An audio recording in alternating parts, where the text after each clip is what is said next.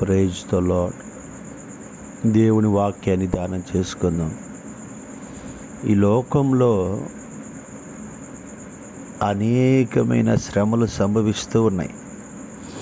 వరదలు కావచ్చు, తుఫాన్లు కావచ్చు, ఎండలు కావచ్చు, తెగుళ్ళు కావచ్చు, ఏదైనా కావచ్చు. కానీ ఈ శోధన కాలంలో ఎన్ని ఉపద్రవాలు వచ్చినా దేవుడు నిన్ను కాపాడుతాడు. ఎందుకు కాపాడుతాడంటే ఆయన శోధనలో ఉన్న వారిని తప్పించే దేవుడు. జల ప్రళయముల నుంచి కూడా తప్పించే దేవుడు. కొన్నిసార్లు నువ్వు ఆ శోధనను తట్టుకోలేక భయంకరమైన పరిస్థితుల మధ్యలోకి వెళ్ళిపోతావు. నువ్వు ఏ విషయంలోకి భయపడాల్సిన అవసరం లేదు. ఏ విషయంలో ఏ హాని చేసుకోవాల్సిన అవసరం కూడా లేదు. ఎందుకంటే దేవుడు నీకున్నాడు. ఆ శోధన ఎప్పుడు రాబోతుందో దాన్ని అప్పుడు తప్పిస్తాడు. నీ మీదకి ఎప్పుడు కీడు రాబోతుందో అప్పుడు ఆ కీడుని తప్పిస్తాడు.